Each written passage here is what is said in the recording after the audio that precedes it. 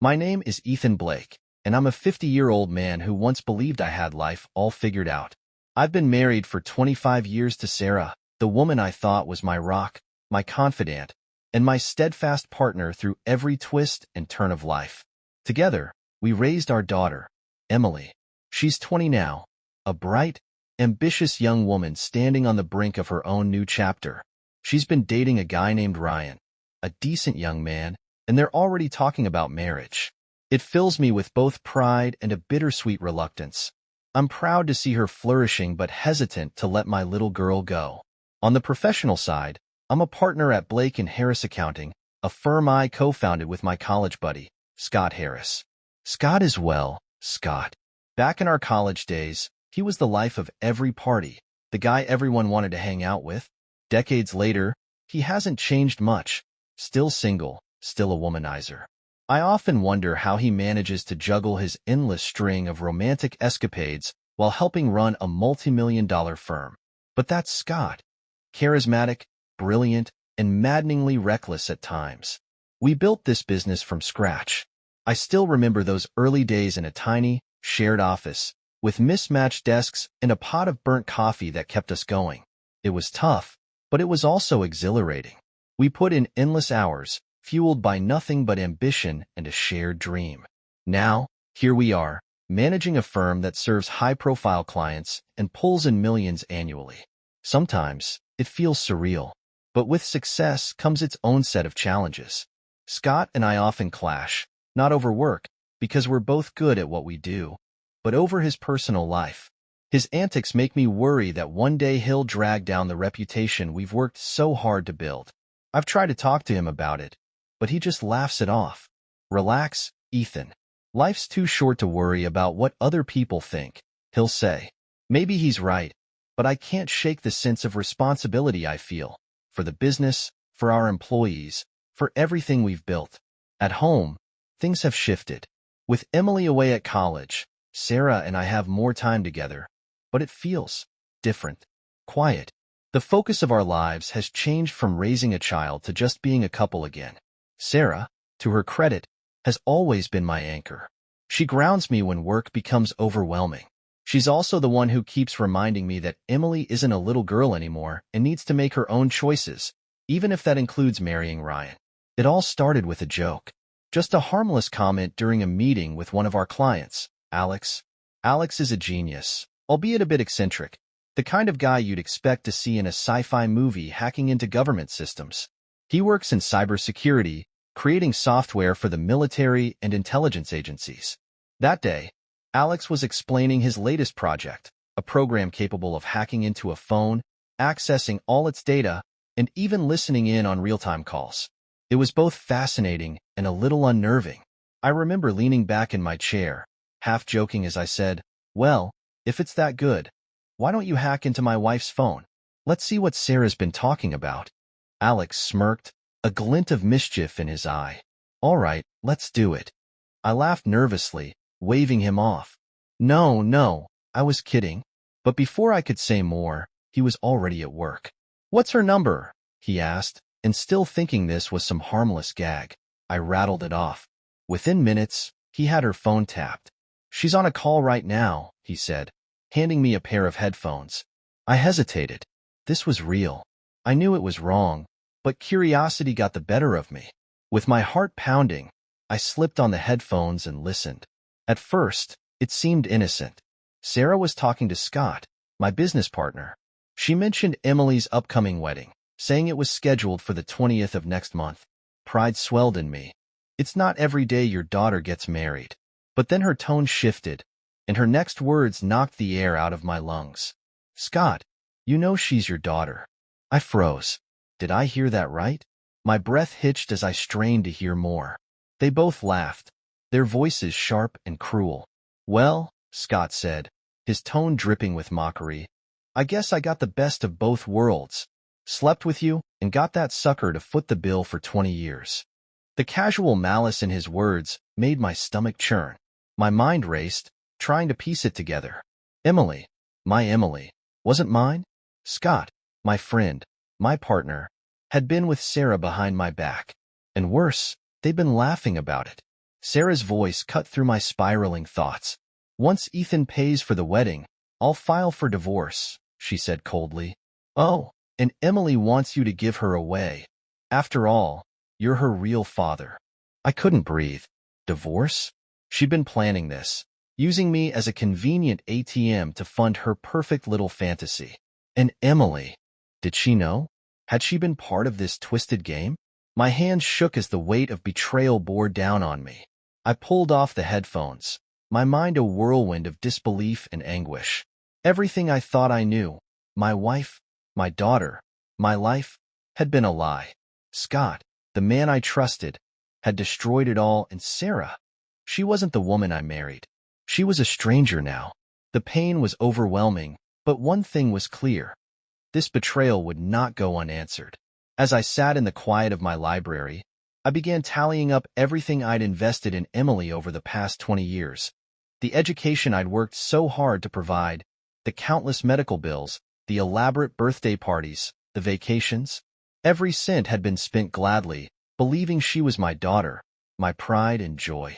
But now, the truth turned those cherished memories into bitter reminders of a lie. The total amount was staggering, but it wasn't just the financial cost that hit me. It was the time, the love, the sleepless nights by her side when she was ill. It was the pride I felt watching her grow into a young woman. All of it reduced to ashes by this betrayal. And Sarah? My jaw tightened as I considered everything I'd done for her over the years, lavishing her with gifts, supporting her dreams, and ensuring she had every comfort. I'd spared no expense, thinking I was doing right by my wife. But now each dollar felt like a mockery, a cruel joke at my expense. By the time I finished calculating, the cold, unfeeling numbers glared back at me, the sum of a life built on deception. I shut my laptop and leaned back in my chair, staring blankly at the ceiling. Rage simmered beneath the surface, but what overwhelmed me was a hollow, aching sadness. Everything I thought I knew, my family, my marriage, my life, was a lie. I couldn't face Sarah that night. The thought of lying next to her, pretending everything was fine, was unbearable. Instead, I stayed in the library, my mind racing as I began plotting my next moves. If they thought I was an easy mark, they were about to learn just how wrong they were. The rules of this game had changed, and I wasn't playing to lose anymore. The next evening, I sat across from Alistair in his cluttered office, feeling a strange mix of dread and anticipation. In front of us sat a small recorder, the Pandora's box that held the raw truth of what the people closest to me thought about me. I wasn't sure I was ready to hear it, but deep down, I knew I had to. Alistair studied my face for a moment, then pressed play. The first voice I heard was Emily's, light and cheerful. "Scott, I've been thinking," she began. "I want you to walk me down the aisle. You're my real dad. After all, Ethan's just so lame. I mean, he's been such an idiot my whole life. I don't even know how he hasn't figured it out." The words sliced through me like a knife. Lame. Idiot. After everything I'd done for her, every sacrifice I'd made, that's how she saw me. But worse than her insults was the way she addressed Scott. Dad. The title I'd worn with pride for 2 decades was stripped away in an instant, leaving me gutted. Alistair paused the recording and glanced at me, his expression unreadable. "Keep going," I said quietly, my voice tight. He nodded and resumed the playback. The next conversation was between Sarah and Scott. My stomach churned as soon as I heard her voice, soft and sultry, a tone she hadn't used with me in years.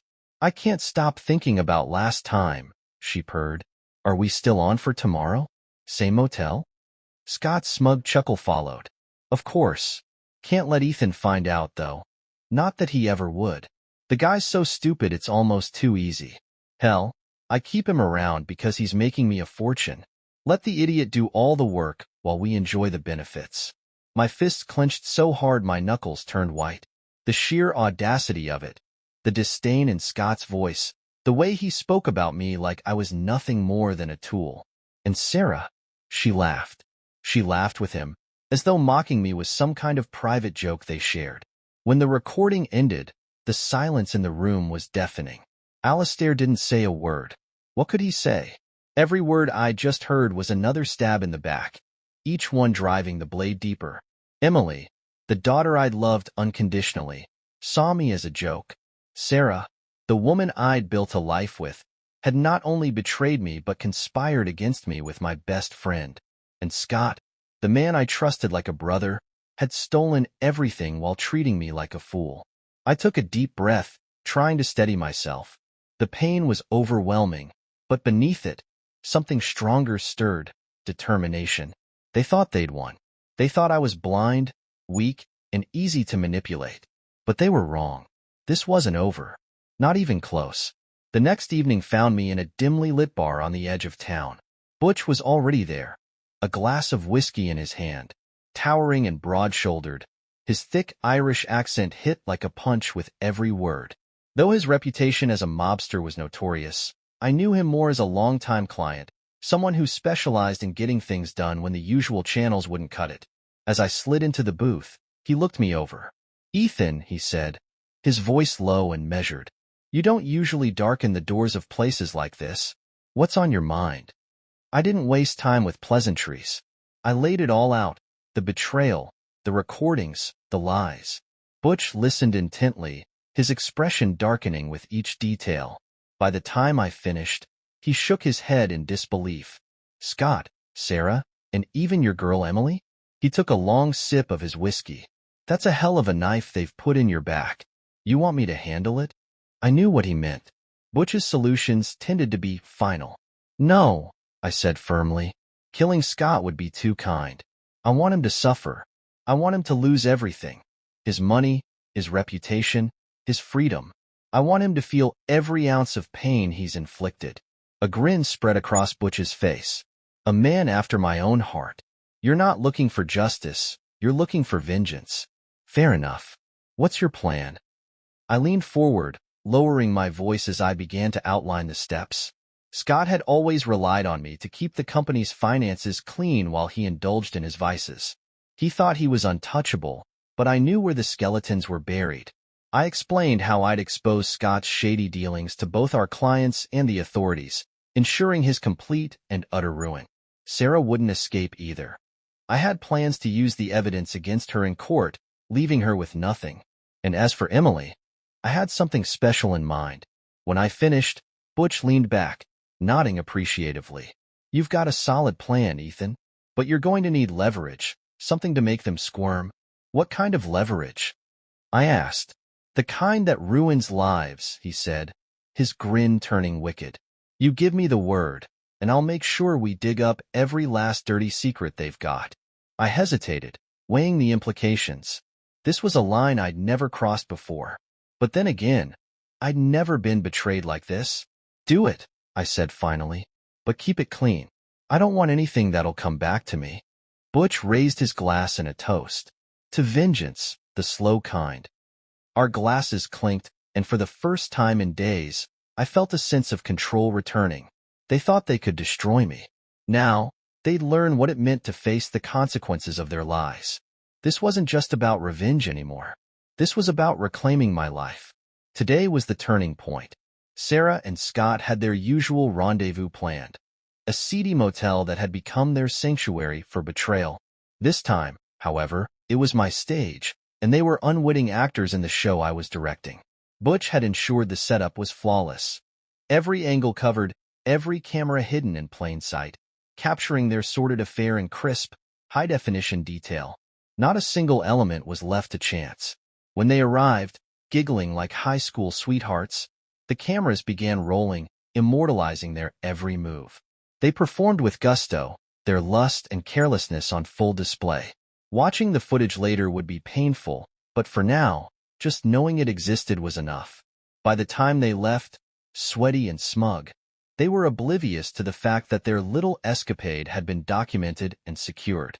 The files were promptly encrypted and sent to Butch for safekeeping. That same evening, Emily was out with her friends, but her night was far from ordinary. Enter Emiliano, a man whose charm was as dangerous as it was captivating. Handpicked by Butch, Emiliano was a master at his craft, hired with a singular purpose: to expose Emily for who she truly was. With a lethal mix of charisma and calculated precision, he worked his magic. Within minutes, Emily was hooked, intoxicated by his charm and the subtle display of wealth he used to reel her in. By the time he led her to his hotel room, she was practically throwing herself at him. Hidden cameras captured every moment. The eager way she abandoned any pretense of loyalty or morality, her laughter, her moans, every sordid detail preserved in high definition.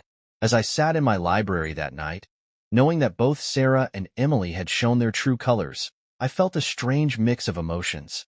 The anger simmered, but it was joined by a grim satisfaction. They thought they could play me for a fool, but they underestimated me. Now, the evidence was in my hands, and the trap was closing. The day of reckoning was fast approaching, and there would be no escape.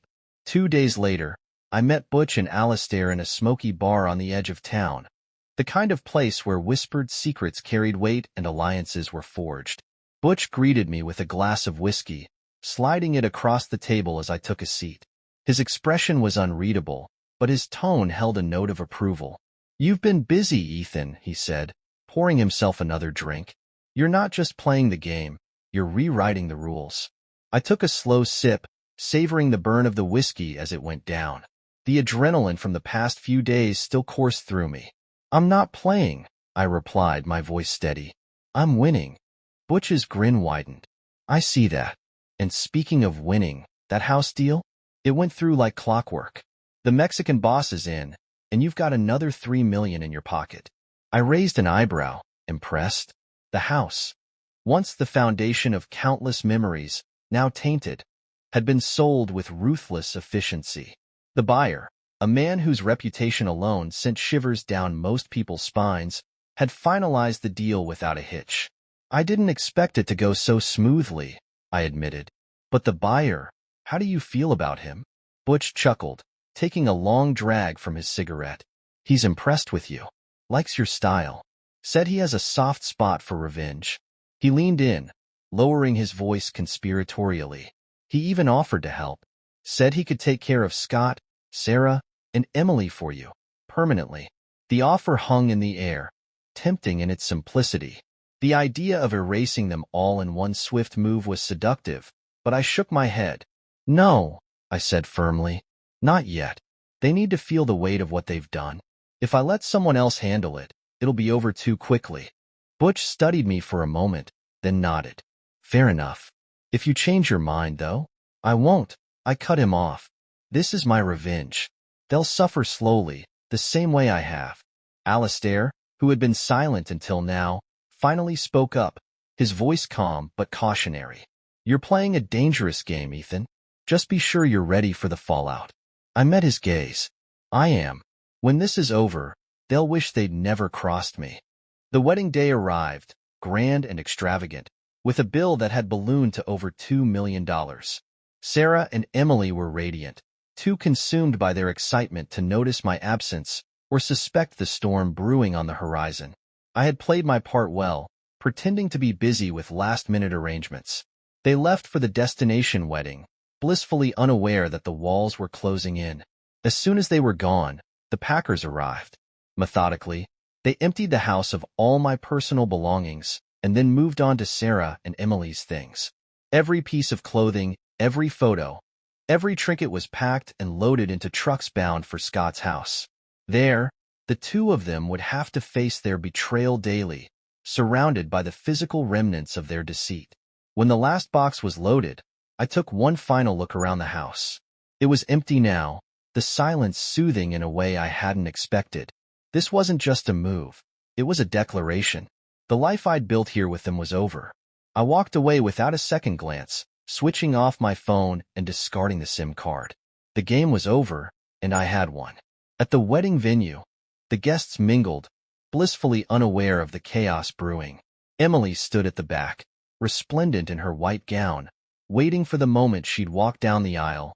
Sarah, preoccupied with last-minute details, tried calling me, but every attempt went straight to voicemail. Panic flickered in her eyes, but she brushed it off, convincing herself I was simply running late.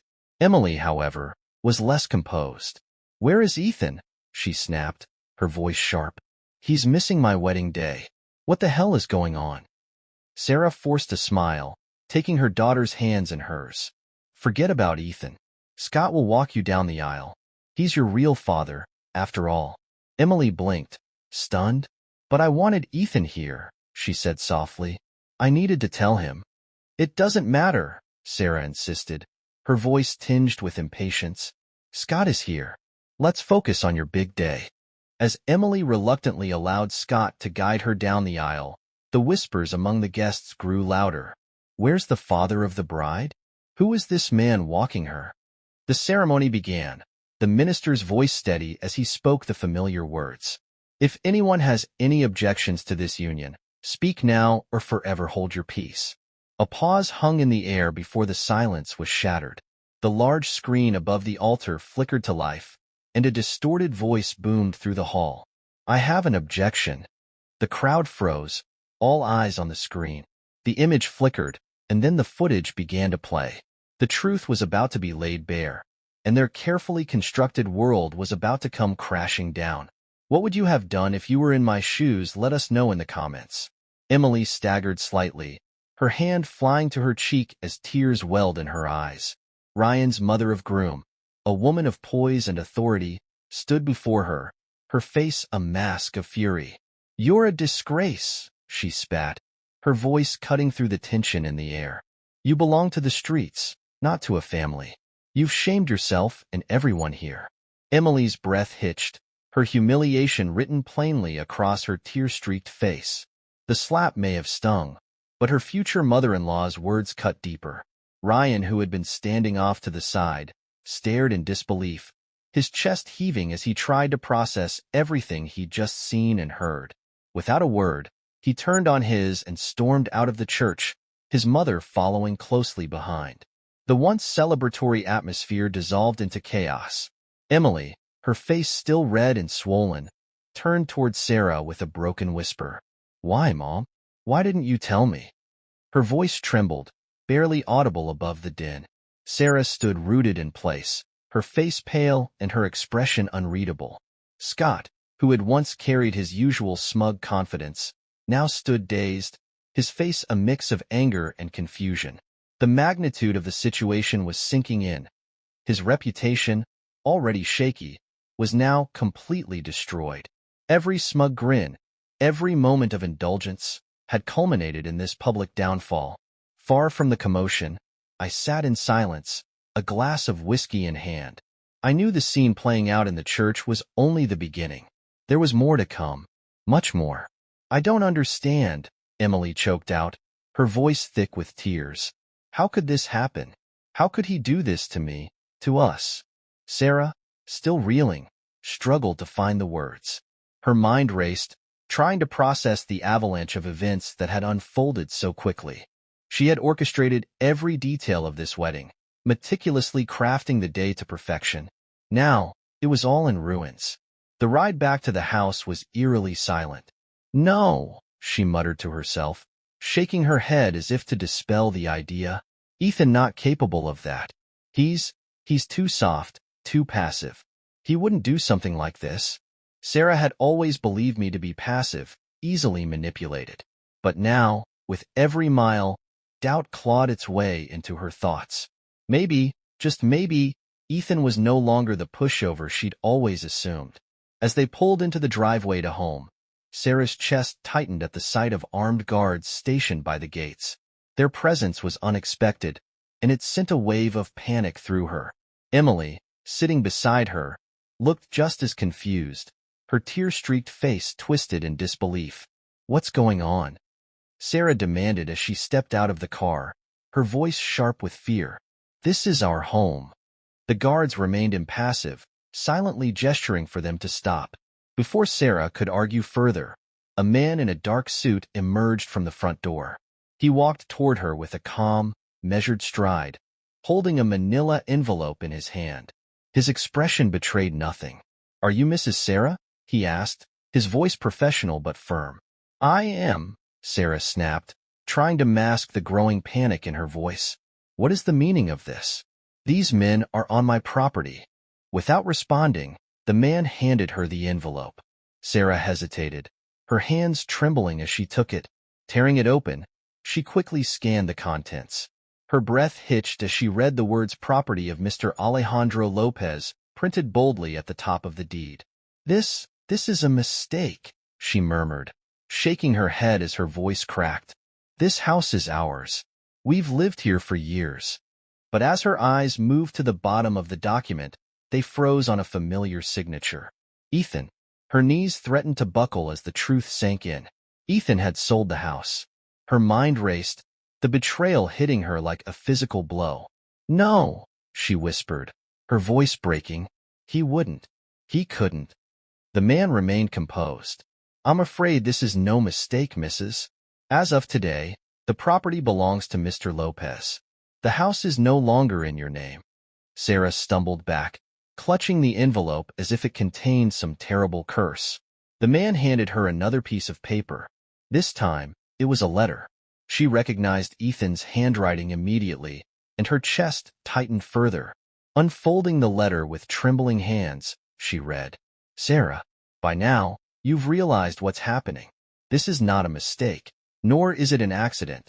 What unfolded today is the result of years of betrayal and humiliation. You thought I was weak, someone you could manipulate and cast aside. Today, you see the truth. There's nothing more to say, really. Consider this my final act. I've spent enough time and effort on you and your daughter. Now, you'll reap what you've sown. Screw you. The words were brutal, calculated, and left no room for doubt. Her hands shook as the letter fell to her side, the weight of his words crushing her. She had underestimated him for years, and now she was paying the price. Mom, what the hell is going on? Emily shouted. What did Dad do? When they arrived to Scott's home, Scott stepped out first, slamming the car door behind him. He walked to the mailbox, rifling through the envelopes inside. Most were junk mail, but one caught his attention, a plain envelope with no return address. His eyes narrowed as he turned it over. The letter inside bore Ethan's unmistakable handwriting. Its simplicity was chilling. They're your problem now. Have fun. Scott's stomach churned. He reread the letter, his mind spinning. I had done more than destroy their lives. I had set Scott up to inherit the wreckage. The company, the debts, Sarah, and Emily. All of it was now his responsibility. Scott's confidence faltered, replaced by the crushing realization that I had outplayed him entirely. Scott turned to face them, his expression grim. He did exactly what we should have seen coming. He's destroyed everything. Sarah's breath hitched. What do you mean? What did he do?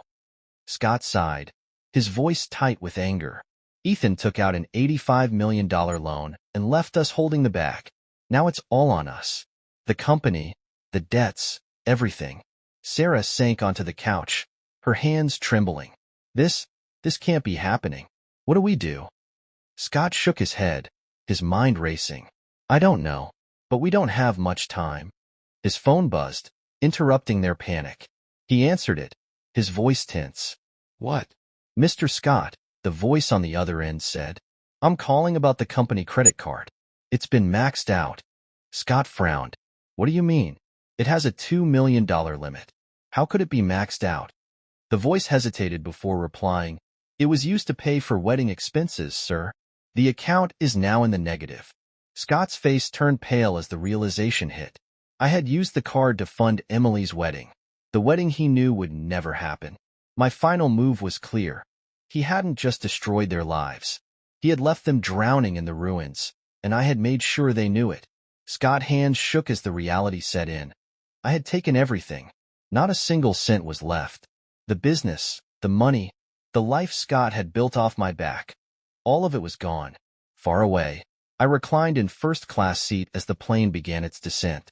The quiet hum of the engines and the faint scent of luxury filled the cabin, but it was the thought of what I'd left behind that brought a small smile to his lips. Every step of his plan had unfolded perfectly, and now I was free. As the wheels touched down at airport in Thailand, I marveled at the seamless nature of my escape. With a new identity, a well-forged passport, and over $80 million safely stashed away, there was nothing tying me to the life I'd left behind. My phone buzzed as I stepped off the plane, a notification from my offshore account. The balance displayed in crisp numbers, $82,647,394. It was more than I'd ever dreamed of. The satisfaction was immense, not just from the wealth, but from knowing that the people who had wronged me were now paying the ultimate price. Scott was drowning in debt, Sarah was destitute, and Emily's gilded life had crumbled. I felt no pity for them. They had earned their suffering, every last bit of it. Later that night, as I lay in bed in his sleek new condo overlooking the Bangkok skyline, my phone buzzed again. "What's up?" he answered, butch tone casual. "Ethan, you're gonna want to hear this. Scott dead." I sat up slightly, the corners of his mouth twitching. "Dead? How?" "Hung himself," Butch replied bluntly. "The bank was after him. Couldn't take the pressure, I guess. Sarah and Emily were living with him at the time, but the bank took the house. They're out on the street now." A low chuckle escaped I, dark and humorless. "Serves him right." Butch let out a slow sigh. "Yeah, well, Sarah and Emily aren't doing much better. Word is, they're working at a Hooters now. Not exactly the life they were aiming for." "Huh?" I leaned back against the pillows, a smirk playing on my lips. They thought they could play me. Now they're the ones getting played. There was a pause before Butch spoke again, his voice tinged with disbelief. "You don't feel bad? Not even a little?" "Why should I?" Jacob replied coldly. "They took everything from me. My trust, my love, my dignity. I gave them everything, and they spit in my face. Now, they're finally getting what they deserve." Butch exhaled heavily. "Fair enough. Just thought you should know. Guess I'll let you get back to whatever it is you're doing now." "Thanks for the update," I said, his tone dismissive as he hung up. Tossing the phone aside, I turned to the woman curled up beside me. She stirred slightly as I pulled her closer, her warmth a sharp contrast to the icy satisfaction I felt inside. The life I had left behind no longer mattered. I was free, untouchable. My enemies were ruined, and I have no regrets. What would you have done if you were in my shoes? Let us know in the comments.